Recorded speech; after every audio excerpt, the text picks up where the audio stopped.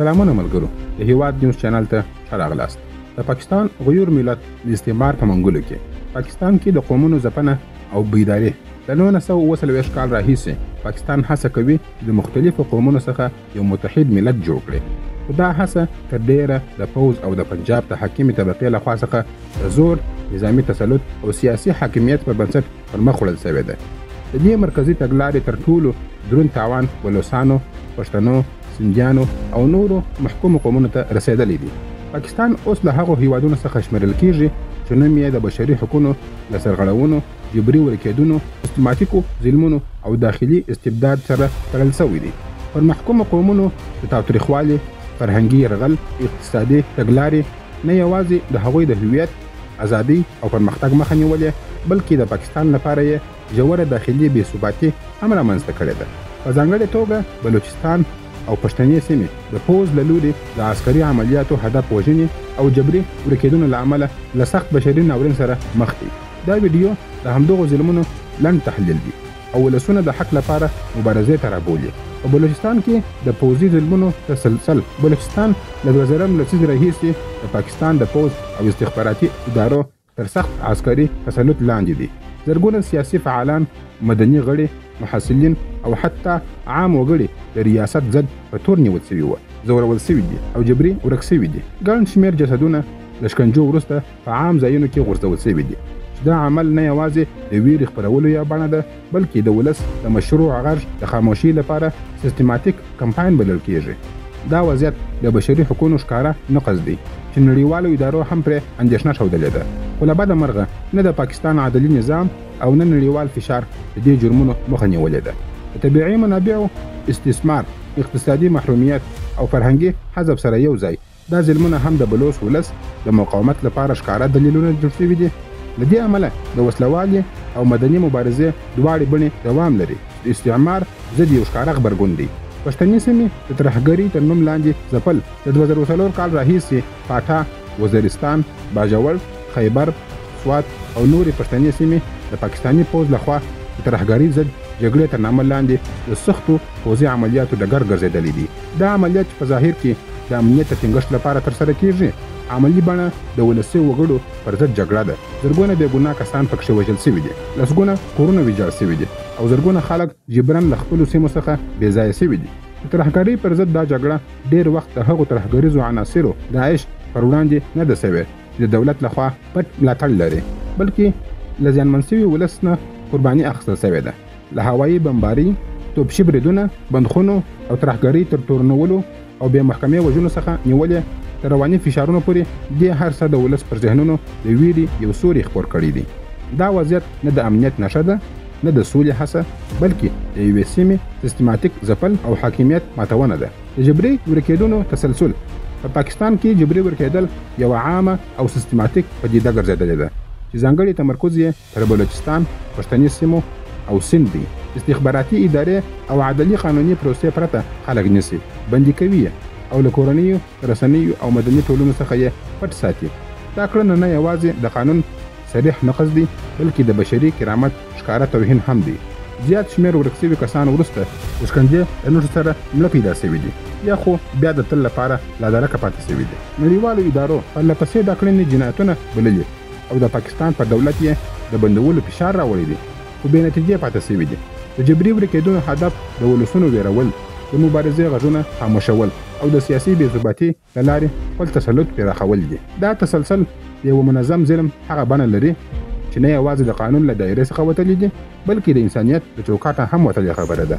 بلوچستان سره له دې چې د پاکستان تر ټولو بډایه طبیعي منابع لري لکه ګاز، سره زر، کرومایټ، سکاره او نور، خو خلک یې د فقر، بې تعلیمي، صحي خدماتو نشتوالي او بیکاري له سخت وضعیت سره مخ دي. دا زیرمې د مرکزي حکومت او پنجاب میشتو خصوصي کمپنیو لخوا استخراجیږي، خو عواید یې یا پوسته ځي یا د واکمنو طبقو جیبونو ته ځي. ځایي ولس ته نه د ملکیت حق ورکول شوی دی، نه د ګټې شریکوالی او نه هم د ژوند اساسي اړتیاوې برابرې شوي دي. دغه ډول استثمار یوازې اقتصادي بې عدالتي نه ده، بلکې د یو ملت د توانمندۍ سلب کولو پروسه ده. کله چې یو ولس د خپل طبیعي حق، وسایلو او شتمنیو بې برخې کیږي، دا حالت د اقتصادي غلامۍ تر ټولو ښکاره بڼه غوره کوي.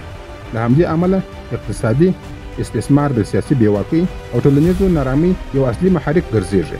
هویت وژنه او کلتوري استعمار.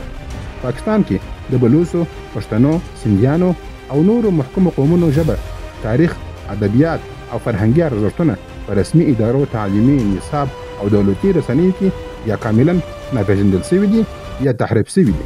تعلیمي نظام یوازې د پنجاب د واکمن قوم تاریخي او سیاسي روایتونه وړاندې کوي او د نورو قومونو د مبارزې، تمدن او رول یادونه یا نه کیږي یا منفي ارزول کیږي. دا تګلاره د کلتوري استعمار یو نرمه خو ژوره بڼه لري. کله چې یو ملت له خپل هویت، ژبې او تاریخ څخه بې برخې سي، نو سیاسي شعور، ټولنیز غرور او د حق غوښتنې جرأت هم ورسره له منځه ځي. همدا ډول هڅې چې ملتونه له خپل اصلي ځان، فرهنګي ویاړ او تاریخي حافظې جلا کوي، د واکمنو لپاره د تسلط دوام تضمینوي، خو د محکومو ولسونو د هویت وژنې لپاره خطرناک ګام بلل کیږي. وسلواله او مدني مبارزې د پاکستان له لوري پر محکومو قومونو د سیستماتیکو ظلمونو، هویت وژنې او اقتصادي استثمار پر ضد اوس ملتونه د مقاومت بېلابېلې بڼې غوره کړي دي. په بلوچستان کې ملتپاله ډلې لکه BLF او BRI وسلواله مبارزه پر مخ وړي چې موخه یې د خپلواکۍ، سیمهییز واک او عدالت ترلاسه کول دي، سره له دې چې هلته مدني غږونه هم شته چې د بشري حقونو، کلتوري هویت او سیاسي مشارکت غوښتنه کوي. د پوځ مقدس ماسک ماتېږي. تر اوږدې مودې پوځ ځان د ملت ساتونکی معرفي کوي، خو اوس ولس پوه سوی دی چې پوځ یو سیاسي، اقتصادي او امنیتي استعمار ته وده ورکوي. په بلوچستان کې، پښتني سیمو او حتی په سند کې خلک د پوځ د کړنو پر ضد غږ پورته کوي. د ملت جوړونې ناکامه پروژه. پاکستاني رژیم هڅه وکړه چې مختلف قومونه د اسلام تر نامه لاندې متحد وساتي، خو د دې پر ځای یې د قومي تبعیض، زور او ناانصافي فضا رامنځته کړه. د ملت جوړونې ناکامي اوس د تجزیې د خطر تر برید رسېدلې ده. د نړیوالو چوپتیا. نړیوال ځواکونه د پاکستان اټومي وسلو، جغرافیایي او خپلو ستراتیژیکو ګټو له امله د بشري حقونو د سرغړونو په اړه خاموشه پاتې دي. دا خاموشي د پوځي رژیم ظلمونو ته لا ډاډ ورکوي او د قربانیو شمیر نور هم زیاتیږي. د ظلمونو دوام او اساسي دلیلونه. په پاکستان کې د ظلمونو او استبداد دوام تر ډیره د پوځ د واکمن دریځ پایله ده.